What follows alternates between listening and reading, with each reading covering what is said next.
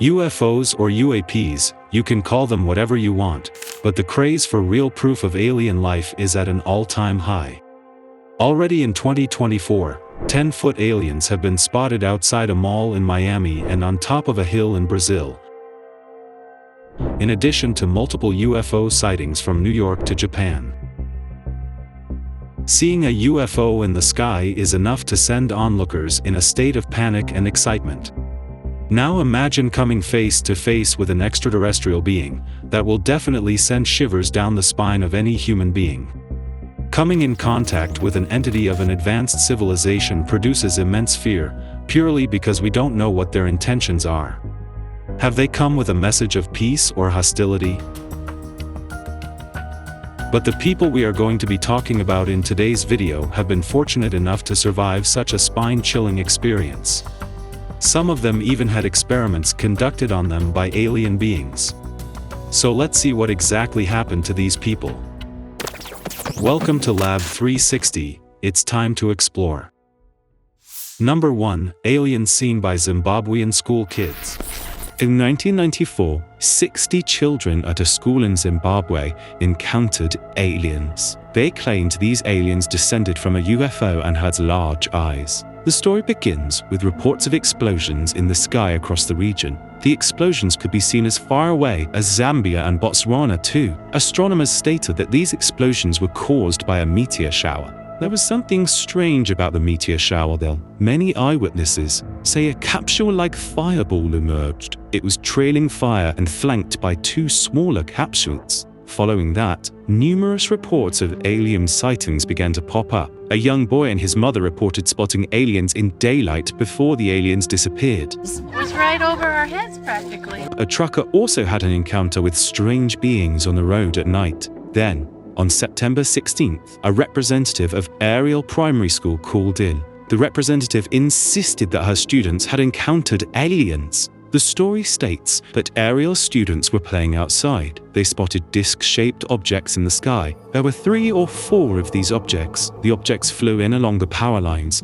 and finally landed in the bush area, amongst the trees. The children were afraid, but also curious. Shortly after, aliens emerged from those disc-shaped crafts. One student said that he thought at first that the little man might have been the school gardener, but then I saw that the figure had long, straight black hair. It was not really like a black person's hair. It was then that he realized the figure was not human. Another student, Guy G, describes the aliens in detail. He could see the little man, about a meter tall, was dressed in a black shiny suit. It had long black hair and eyes which seemed lower on the cheek than our eyes. The alien's eyes were large and elongated. Its mouth was just a slit and the ears were hardly discernible. Some of the children also thought the beings were Zwitwambo or Tokoloshes, evil goblins in local African folklore. These children burst into tears, fearing they would be eaten. When the students reported their alien sighting to the teachers, they were met with disbelief. The teachers dismissed their stories and told them to keep quiet. Classes resumed as normal afterward. But the next day, the school received a bunch of calls from parents. The parents wanted to know why their kids were spooked. Eventually, the sheer number of calls started freaking the teachers out too. That's when they called a local UFO expert named Cynthia Hind to extract info from the witnesses. Hind recorded this encounter as Case 96. She described it as one of the most exciting UFO stories of this or any year. This incident can definitely not be passed off as a hoax because all the 60 school kids gave very similar descriptions of the tiny aliens they saw with big black eyes. So if this was indeed a real encounter, why did the alien beings choose to show themselves only to the Zimbabwean school kids? Or were they planning for a mass abduction that didn't go as planned? Our next alien encounter will give you goosebumps just by hearing the story. Number 2, couple abducted by aliens in New Hampshire. Betty and Barney Hill. They claimed they were experimented on by aliens. While the wife was not impregnated, the aliens attempted to do so. It was September 1961. Betty and Barney Hill were driving through New Hampshire's White Mountains. It was late at night. As they drove down a deserted road, a strange light in the sky seemed to follow them. When they finally got home to Portsmouth at dawn, They were far from relieved. They felt dirty, their watches stopped working, Barney's shoes were scuffed, and Betty's dress was ripped. There were 2 hours of the drive that neither of them could remember. Barney also felt compelled to examine his body's lower half. What had happened? Neither of them could answer that question. For a year, Betty suffered from disturbing dreams, and Barney developed an ulcer due to anxiety. Deciding this was too much to cope with, the couple sought mental help. They underwent hypnosis, revealing a startling story. Gray beings with large eyes had walked them into a metallic flying disc. This disc was as wide as their house was long. Once inside, the beings examined the couple and erased their memories. The hills were then separated, taking turns in an examination room. Each was asked to climb up on a metal table. The table was so short, Barney's legs hung over the side. The beings removed Betty and Barney's clothes, plucked strands of their hair, took clippings of their nails, and scraped their skin. Each sample was placed on a clear material similar to a glass slide. After that, the aliens probed them with long needles connected to wires. One large needle was inserted into Betty's belly, causing her some pain. She claimed this was a pregnancy test. Throughout all this, a being they called the leader watched from the side. After Betty's examination ended, the beings rushed back into her room, excited. They had discovered that Barney's teeth could be removed. Betty laughed and explained the concept of dentures to them. The aliens seemed to have trouble understanding human aging. Fortunately for the couple, they were too old to have any children. The aliens released them after further tests. If aliens have interacted with humanity all along, why would they struggle to understand human aging? Some suggest these visitors were from a rival or newcomer faction. This is supported by all the tests they had to do to understand human bodies. But why would the aliens release these humans back on Earth, knowing very well that they will share with the world that they had just met extraterrestrials?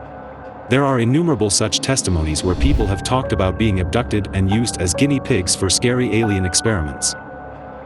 One such abduction even talks about giving birth to alien hybrid babies. Number 3, woman gives birth to 48 alien hybrid babies. 24-year-old Megan Liker married her husband. They wanted to have a child, but Megan could not get pregnant. After extensive tests, it turned out that Megan was infertile due to the deterioration of her reproductive organs. The doctor stated she had given birth many times, despite Megan having no memory of ever doing so. One doctor suggested she undergo hypnosis to bring out repressed memories.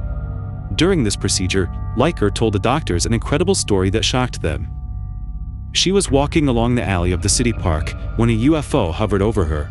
Before Liker could run, it sucked her up in a beam of light. Liker fainted and woke up in a dark room, which soon had its lights turned on. She was able to make out humanoid silhouettes. Like the creatures in Betty Hill's story, the ones who kidnapped Megan Liker were small. They had short bodies, slender arms and legs, and large heads. Liker was soon taken to a place that looked like a surgery room and examined. They later transferred her to a transparent holding cell, through which she could see other women in nearby cells. 2 weeks later, her belly began to grow round, and she gave birth within a few months. As soon as the child was born, it was immediately taken away. Megan managed to catch a glimpse of her child before that. What she saw left her disgusted. According to Megan, her hybrid baby looked like a human baby, but with huge eyes. After a few days, they repeated the examination, and another pregnancy followed. The gestation times for hybrid babies were short, never exceeding 4 months. This continued for over 4 years until she became sterile from producing 48 hybrids. Megan was then returned to Earth to live out her life without realizing what had happened. Many skeptics would say that Megan must have just been hallucinating. Because how is it even humanly possible to give birth to so many babies? But keeping in mind that back in the 1700s, a Russian woman named Valentina Vasilyeva gave birth to a record 69 children, suddenly 48 doesn't seem that impossible. But why haven't other women around the world come up with such testimonies about giving birth to hybrid alien babies? Was Megan the only lucky one to have escaped from that alien prison? And if you do believe these abduction stories, does it mean that the extraterrestrials are still conducting experiments on us humans? Or maybe you have also been a victim of such an abduction but don't have any memory of it. Or do you? Share your thoughts in the comments section below. And be sure to subscribe to the channel for the latest revelations in space exploration. Hit the bell icon to stay updated, and let's continue to explore together.